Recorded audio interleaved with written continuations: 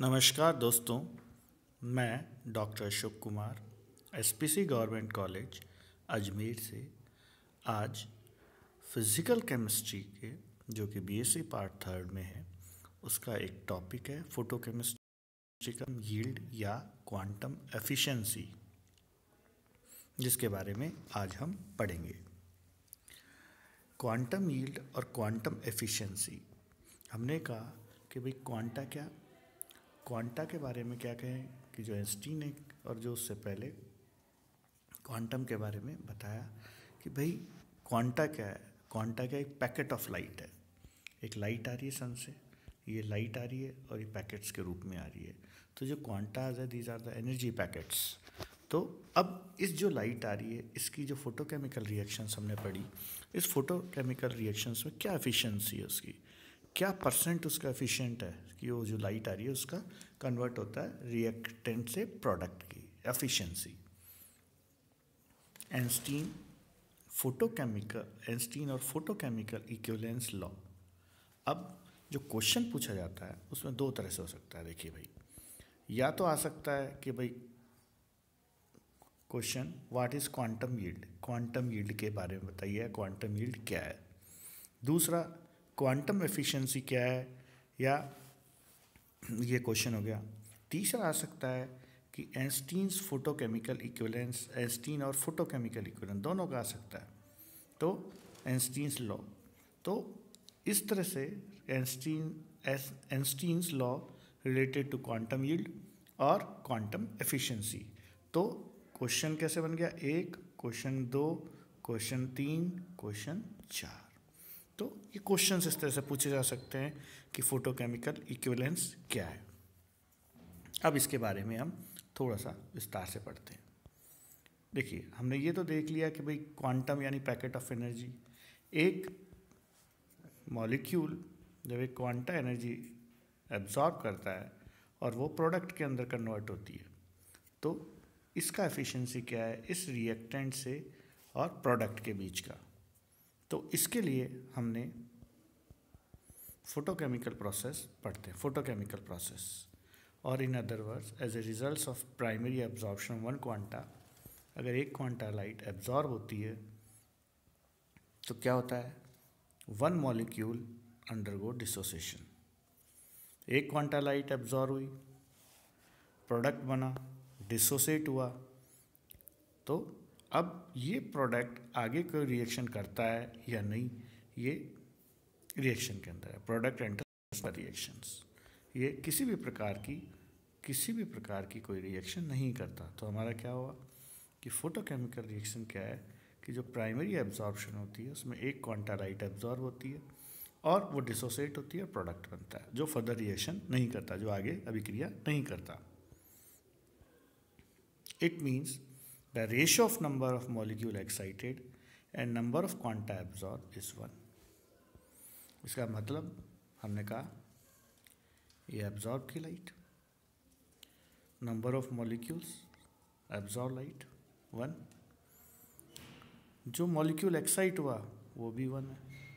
तो दोनों का रेशियो क्या हो गया, 1:1 जो हमारा आ रहा है।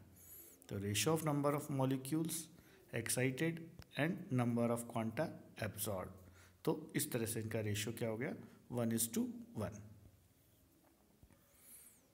इन एक्चुअल प्रैक्टिस, वास्तव में जो क्या होता है, ये तो हमने कहा इस लॉ का, क्वांटम का। क्वांटम एफिशिएंसी कह दें, क्वांटम यील्ड कह दें, एंस्टीन कह दें, या फोटोकेमिकल इक्विवेलेंस, कि भाई एक एब्जॉर्ब हुआ वही एक्साइटेड होगा या प्रोडक्ट में बनेगा, उनका रेशियो 1:1 होगा। अब एक्चुअल में क्या होता है, कोई भी मॉलिक्यूल जब लाइट एब्जॉर्ब करता है तो एक एक्टिवेटेड मॉलिक्यूल बन जाता है।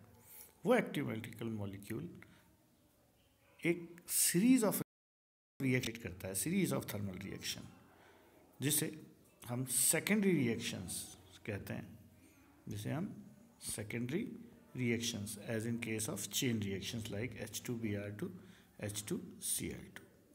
तो ये चेन रिएक्शंस, तो जैसे कहा एक हो गया भाई रिएक्टेंट से प्राइमरी, फिर वो सेकेंडरी प्रोड्यूस करेगा, फिर टर्शियरी करेगा।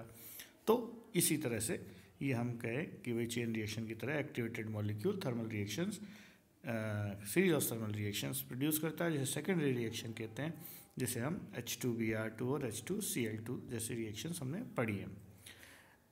अब इसके कारण क्या होता है, as a result many reactant molecules may undergo chemical changes by absorbing one quanta and, अब इससे तो ये कह दिया कि भाई क्वांटा क्या है कि जब मैनी रिएक्शंस रिएक्टेंट मॉलिक्यूल्स है इन रिएक्शन केमिकल चेंज करते हैं वन क्वांटा एब्जॉर्ब करके, जो रेशो होता है ये गड़बड़ा जाता है, यानी इट डेविएट्स, ये डेविएट रेशियो जो कहा था अपन ने 1:1 क्वांटा एब्जॉर्ब किया और 1 ही एक्साइटेड स्टेट में पहुंच गया, तो इन दोनों में डिफरेंस हो गया।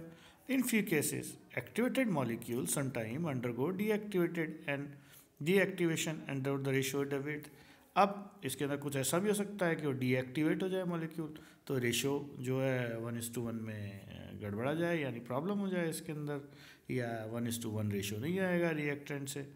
तो इस तरह से हमने कहा कि भाई क्वांटम एफिशिएंसी एब्जॉर्ब करता है, प्राइमरी रिएक्शंस होती हैं, प्राइमरी रिएक्शन जो प्रोडक्ट वो एक्साइट ऐसा मानते हैं कि आगे कोई रिएक्शन नहीं करेगा तो उसका रेशियो 1:1 होगा, पर एक्चुअल में क्या होता है, activated molecule secondary reactions produce करता है जैसे चेन रिएक्शंस की तरह।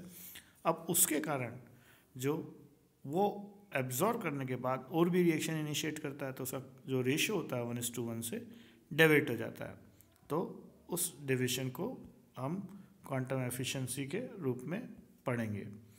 To describe the deviation from 1:1 the term quantum efficiency और क्वांटम यील्ड वाज इंट्रोड्यूस।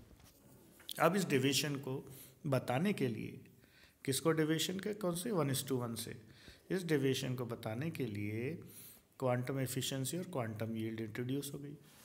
तो इसके बारे में कैसे क्या है, इसके बारे में इस तरह से है, it is the number of molecules which undergo chemical changes पर क्वांटम ऑफ एब्जॉर्ब, यानी एक क्वांटा एब्जॉर्ब किया।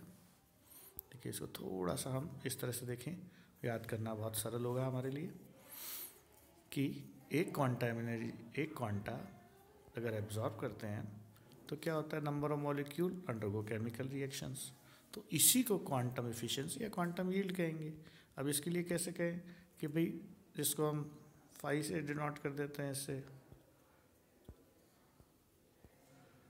और ये बताते हैं नंबर ऑफ क्वांटा और photo absorb in the same time, quanta या फोटो एब्जॉर्ब, फोटोन्स एब्जॉर्ब किए, और कितने नंबर ऑफ मॉलिक्यूल्स, जो नंबर ऑफ मॉलिक्यूल रिएक्टिंग उस टाइम के अंदर कितने नंबर ऑफ मॉलिक्यूल्स रिएक्टिंग कर रहे हैं, तो ये क्या होगी, क्वांटम एफिशिएंसी या क्वांटम यील्ड। या हम इसे ऐसे भी कर सकते हैं, रेट ऑफ केमिकल रिएक्शन, और वही आइंस्टीन फोटोन्स है, और दूसरा इसे हम इस इक्वेशन में लिख सकते हैं एनर्जी ऑफ एब्जॉर्ब लाइट और -dA/dt, इस तरह भी हम इसको लिख सकते हैं क्वांटम एफिशिएंसी। तो जो कॉन्सेप्ट है अब निकल के आया कि क्वांटम यील्ड का, तो वो एक्सटेंड किया टू एनी फिजिकल और केमिकल रिएक्शंस। तो केमिकल और फिजिकल जब वो लाइट एब्जॉर्ब करते हैं, quantum yield is depend on the light intensity. अब क्वांटम यील्ड क्या है कि भाई ये क्या है, ये लाइट इंटेंसिटी पे डिपेंड करता है।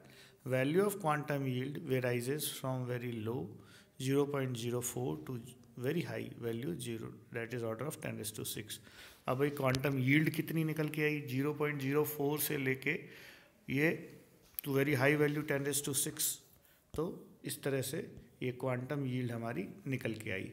तो क्वांटम यील्ड में हमने ये पढ़ा कि भाई कोई एब्जॉर्ब करता है, इसको हम एक बार समराइज़ कर लेते हैं कि अगर कोई मॉलिक्यूल एब्जॉर्ब होता है और वो प्रोडक्ट बनाता है या एक्टिवेट करता है, तो उन दोनों का रेशो 1:1 है।